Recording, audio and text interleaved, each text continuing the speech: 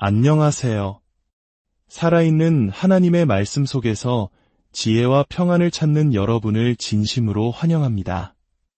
오늘 우리는 많은 성도님들의 마음속에 자리한 깊은 질문, 바로 천국과 지옥, 그리고 영원한 삶에 대한 주제를 함께 나누려 합니다. 때로는 두려움으로, 때로는 막연한 상상으로 가득했던 이 주제들을 성경의 빛 아래에서 차분히 조명해보고자 합니다. 이 귀한 나눔이 더 많은 분들께 닿아 위로와 소망이 될 수 있도록 지금 잠시 시간을 내어 구독과 좋아요를 통해 은혜의 통로가 되어주시길 부탁드립니다. 여러분의 작은 손길 하나하나가 누군가에게는 어둠을 밝히는 등불이 될 수 있습니다. 이 채널을 통해 하나님의 사랑을 전하는 모든 분들 위해 주님의 크신 축복이 함께하기를 기도합니다. 자, 이제 우리의 마음을 열고 성령님의 인도하심을 구하며 오늘의 이야기 속으로 들어가 보겠습니다. 천국은 어디에 있을까요? 우리 주변에 있는 것일까요? 아니면 저 머나먼 태양계 너머에 존재하는 공간일까요? 그렇다면 지옥은 어떻습니까? 세례를 받고 예수님을 믿는 사람들에게도 지옥은 여전히 현실적인 가능성일까요? 우리가 흔히 떠올리는 지옥의 모습은 중세시대의 그림이나 문학작품에서 비롯된 경우가 많습니다. 악마들이 인간을 영원히 고문하는 끔찍하고 자극적인 이미지들이죠. 하지만 신약 성경이 말하는 인간과 마지막 심판에 대한 그림은 사뭇 다릅니다. 성경이 경고하는 심판의 메시지를 이해하기 위해 우리는 먼저 그 메시지가 선포되었던 역사적 배경을 살펴볼 필요가 있습니다. 예수님께서 임박한 무서운 심판에 대해 말씀하실 때 그것은 많은 경우 주후 70년에 있을 예루살렘의 멸망을 가리키는 것이었습니다. 누가복음 13장을 보면 로마 군인들에게 성전에서 살해당한 갈릴리 사람들과 실로암 망대가 무너져 죽은 사람들의 이야기가 나옵니다. 예수님께서는 말씀하셨습니다. 너희도 만일 회개하지 아니하면 다 이와 같이 망하리라. 지난 수천 년간 교회 역사 속에서 이 구절은 회개하지 않으면 죽어서 지옥불에 떨어질 것이다 라는 경고로 설교되어 왔습니다.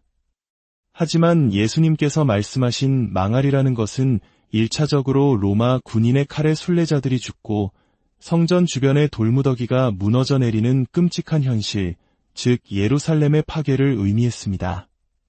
당시 유대인들에게 회개를 촉구했던 역사가 요세푸스의 기록을 보아도 회개는 단순히 종교적 체험을 넘어서 로마에 대항하려는 무모하고 민족주의적인 혁명 사상을 버리고 현실을 직시하라는 정치적 촉구이기도 했습니다.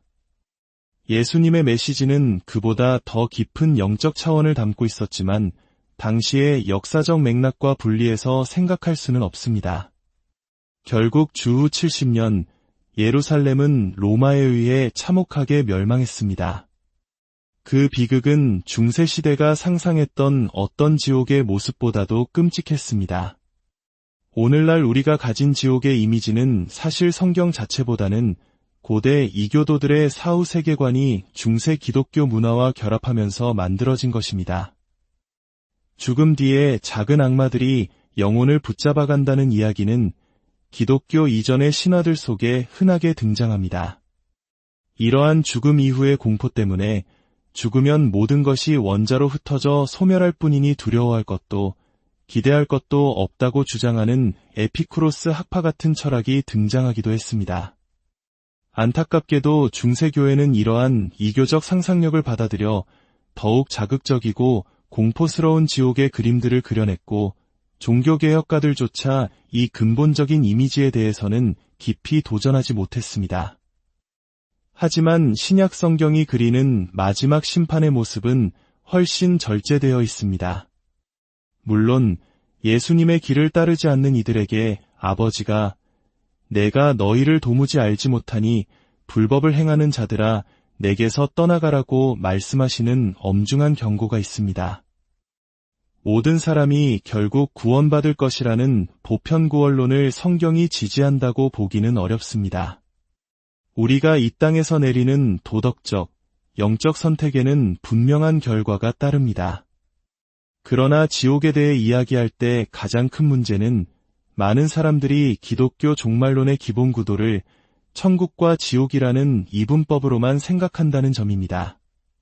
성경이 말하는 종말론의 핵심은 하나님의 새 하늘과 새 땅, 즉 새 창조입니다. 그렇다면 질문은 이것입니다. 이 땅에서 나는 하나님의 새 창조에 참여하고 싶지 않습니다. 그 방식이 마음에 들지 않고 그 요구가 부담스럽습니다. 라고 말하며 평생을 살아온 사람들은 어떻게 될까요? C.S.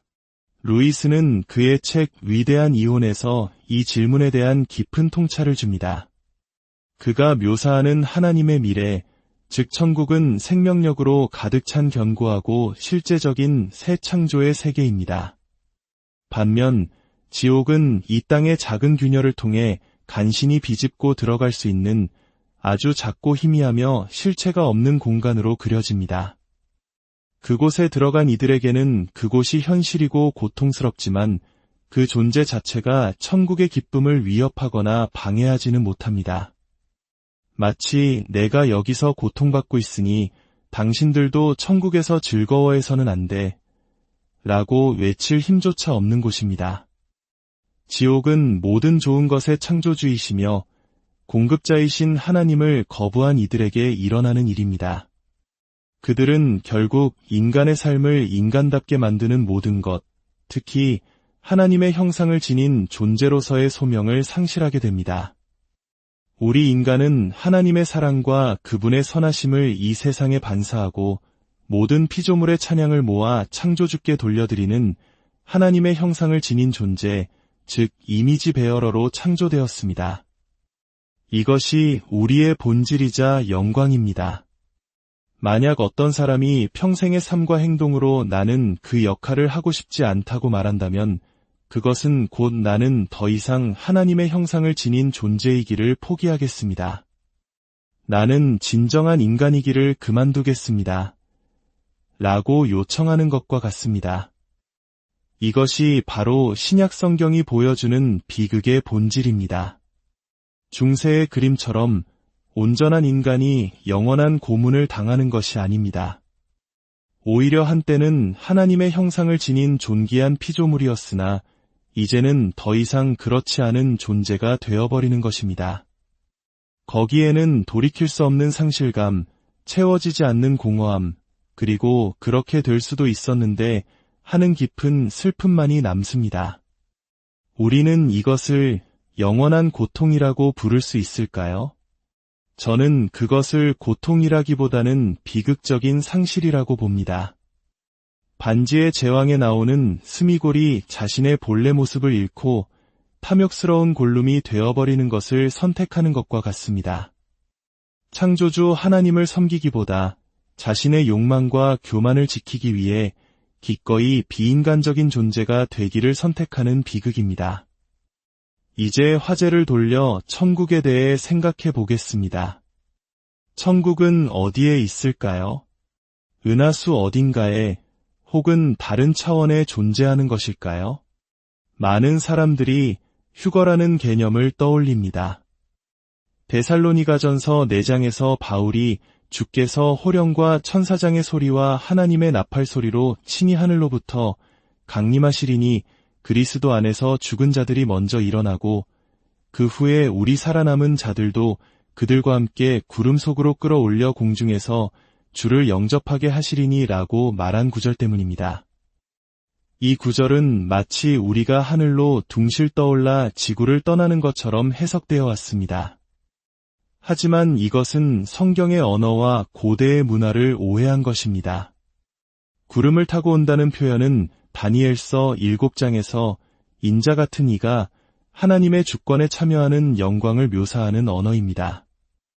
또한 공중에서 주를 영접한다는 표현에 사용된 헬라어 아판테시스는 고대 세계에서 황제나 귀인이 도시를 방문할 때 시민 대표들이 성 밖으로 나가 그를 맞이하여 성 안으로 위엄 있게 호위해드리는 의식을 가리키는 말이었습니다.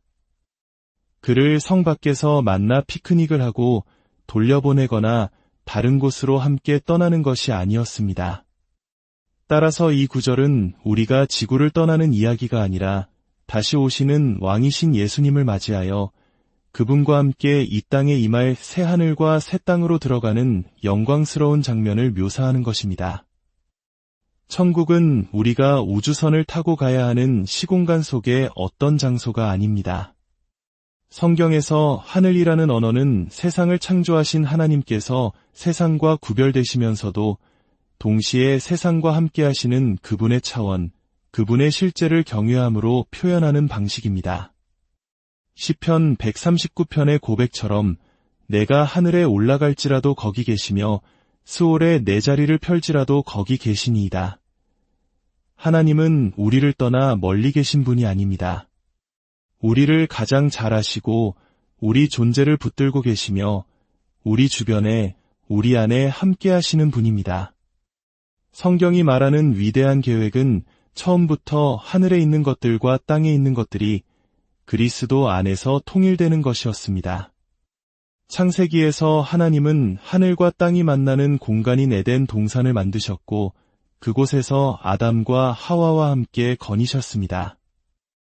구약의 성전은 바로 이 깨어진 하늘과 땅의 만남을 상징적으로 회복하는 장소였습니다. 그리고 신약에 이르러 예수님 자신이 그리고 성령님이 거하시는 그분의 백성인 교회가 바로 그 만남이 이루어지는 새로운 성전이 되었습니다. 따라서 천국이 어디 있느냐고 묻는다면 우리는 구글 지도에서 찾을 수 없는 숨겨진 장소를 상상할 것이 아니라 지금 이 순간 우리와 함께 하시며 우리를 통해 이 땅에 그분의 나라를 이루어 가시는 하나님 자신을 바라보아야 합니다. 천국은 미래에 갈 장소이기 이전에 지금 우리가 경험하는 하나님의 통치이며 임재입니다. 마지막으로 이 모든 신학적인 이야기들이 우리 마음의 불안이 아닌 위로가 되기를 소망하며 한 성도님의 질문을 나누고 싶습니다. 그는 세례도 받았고 예수님을 믿지만 지옥에 대한 불안감으로 너무나 힘들다고 고백했습니다. 구원의 확신을 어떻게 얻을 수 있을까요? 혹시 이 방송을 듣는 분 중에도 비슷한 두려움으로 고통받는 분이 계시다면 먼저 이것은 신학의 문제이기 이전에 우리의 마음과 영혼의 문제임을 기억해 주십시오. 이런 분들에게 저는 두 가지 영적인 처방을 드리고 싶습니다. 첫째, 로마서 5장부터 8장까지를 매일 꾸준히 기도하는 마음으로 읽어보십시오. 특히 그러므로 이제 그리스도 예수 안에 있는 자에게는 결코 정죄함이 없나니라는 8장 1절의 선포가 당신의 영혼에 깊이 새겨지도록 하십시오. 둘째, 성경에서 가장 위대한 위로의 책인 이사야서 40장부터 55장까지를 읽으십시오. 너희의 하나님이 이르시되 너희는 위로하라 내 백성을 위로하라는 음성이 당신의 불안한 마음에 하나님의 따뜻한 손길처럼 임할 것입니다. 우리의 구원은 우리의 감정이나 행위의 완벽함에 달려있지 않습니다.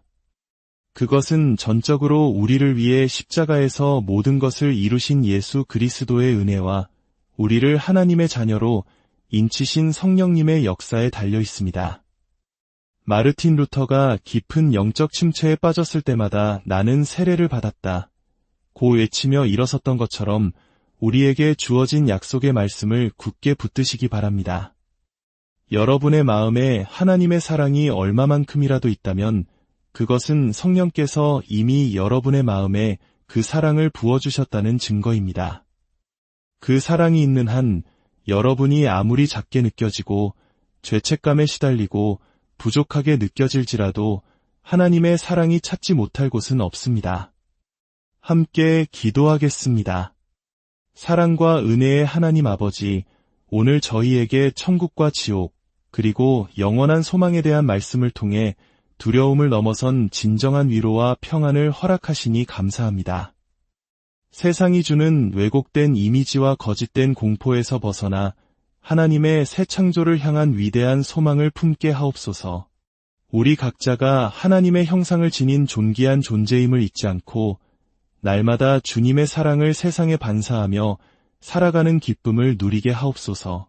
특별히 구원의 확신이 흔들리며 불안해하는 영혼들이 있다면 로마서의 담대한 선포와 이사야의 따뜻한 위로로 친히 찾아가 만나주시고 그 마음을 굳건한 평강으로 붙들어 주옵소서. 우리를 구원하신 주 예수 그리스도의 이름으로 기도드립니다.